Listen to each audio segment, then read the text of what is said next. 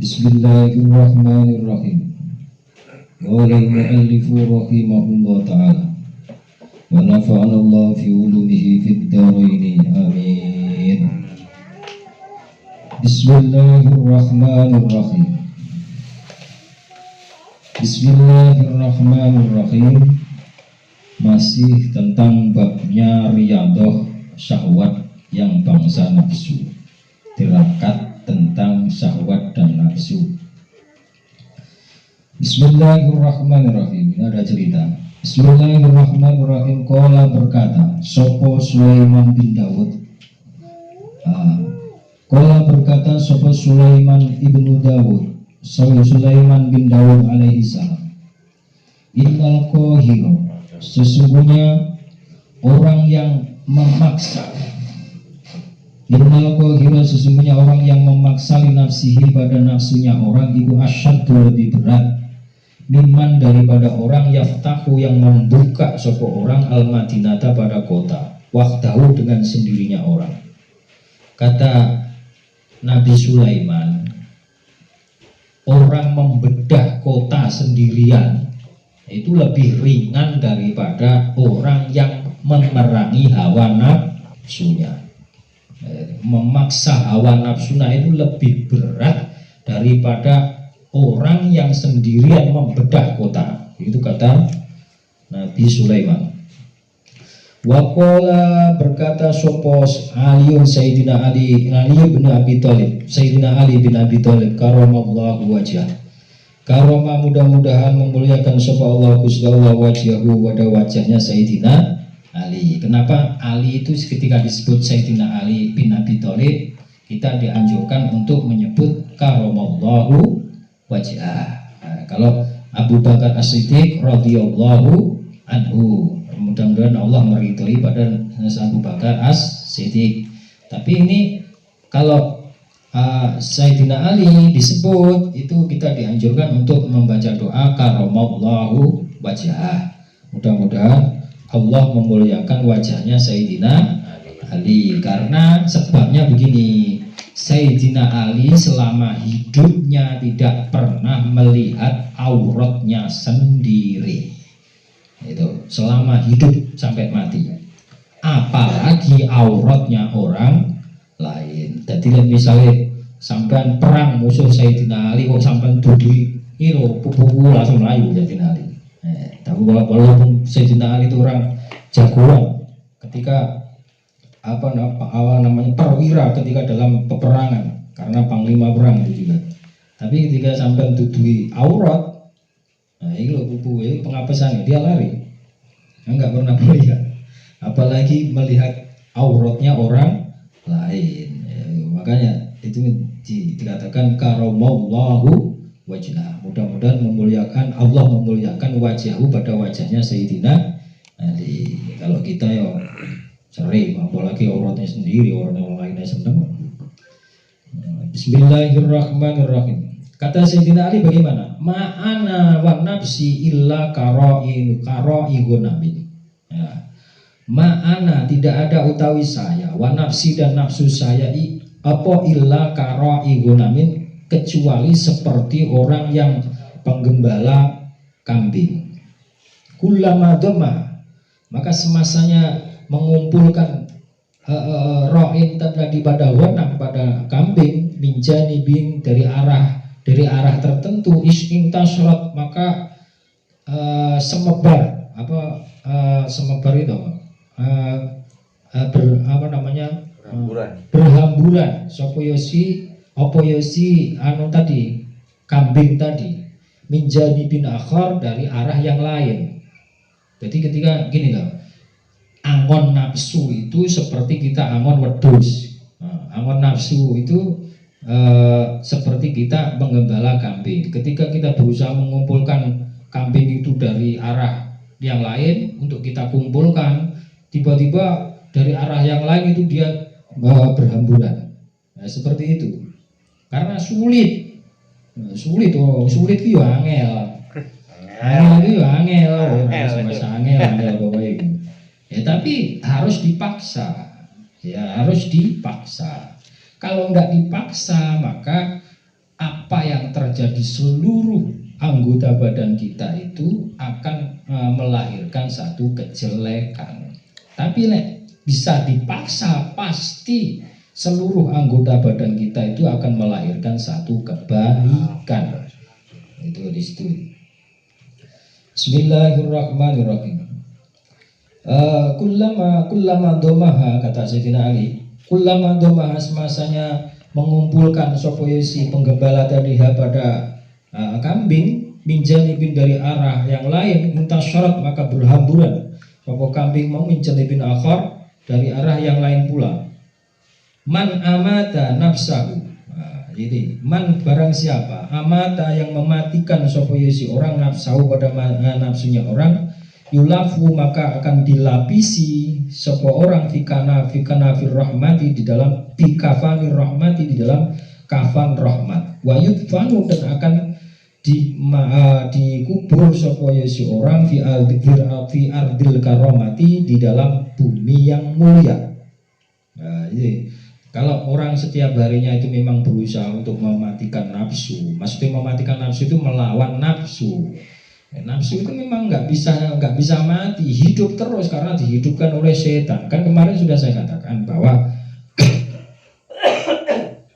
nafsu itu selalu mengajak pada kejelekan. Nafsu itu ada 4, ada 6 sebenarnya, tapi yang terkenal itu ada 4. Ada nafsu ammarah, ada nafsu lawwamah, ada nafsu mutmainnah, ada nafsu radiyah. Sing 2 ini nggak perlu dilawan, dia pasti mengajak satu kebaikan. Tapi sing 2 ini, sing 2 ini mesti mengajak sama kejelekan. Amarah itu tempatnya hasud, tempatnya dengki, iri, dendam, semuanya kejelekan bersumber di situ. Terus lawamah itu tempatnya syahwat untuk senang sama orang lain, lawan jenis, itu tempatnya di lawamah. Rakus dan lain sebagainya itu ada di lawamah. Nah, iblis itu membuat rumah di nafsu itu, di nafsu amarah itu. Jadi kekuatannya itu sangat besar karena dibantu kekuatan iblis. Karena dia bisa jaromin majrid dam, itu memang keahlian iblis. Jadi iblis itu bisa berjalan-jalan di aliran darah manusia. Nah, itu bersama kekuatan nafsunya. Kalau kita nggak lawan, maka yang ada itu yang mengalahkan adalah kekuatan iblis. Maka yang terjadi seluruh anggota badan kita itu akan melahirkan satu kejelekan karena dipengaruhi oleh kekuatan iblis, gitu loh Mas Dev. Nah, orang yang melawan nafsunya itu nantinya pasti matinya dalam keadaan rahmati Gusti Allah. Bismillahirrahmanirrahim. Tapi ya di sini juga keterangannya berat. Kanjeng Nabi sendiri mengatakan setelah perang Badar ini ada apa jihadul aswar. Loh, sahabat semua ya iskal, semua janggal. Perang begini, keringat diperas, harta dikeluarkan, bahkan nyawa pun bisa melayang semua, dikatakan perang kecil. Sekarang perang besar apa ya Rasulullah? Jihadun nafsi, kata Rasulullah. Ada jihadul akbar, ini adalah perang besar. Perang besar itu melawan hawa nafsu. Bismillahirrahmanirrahim. Amma taro, adapun kamu lihat kolbahu. Amma taro, adapun kamu lihat kolbuhu taima, hatinya orang iku yang mutu akan mati. Apa orang fi kafanil laknati di dalam kafanil laknat, wayudfanu dan akan di kubur orang fi ardil mukubati di dalam bumi yang disiksa. Maksudnya biye? Maksudnya orang setiap harinya itu hatinya hanya dimatikan dan dikalahkan hawa nafsunya. Setiap harinya itu hanya memuja hawa nafsunya, maka nantinya matinya itu dalam keadaan laknat. Maksudnya laknat, dia nanti akan mendapat siksa di bumi yang disiksa, tidak pernah rahmat. Karena begini, rahmat itu bisa diberikan ketika kita di dunia.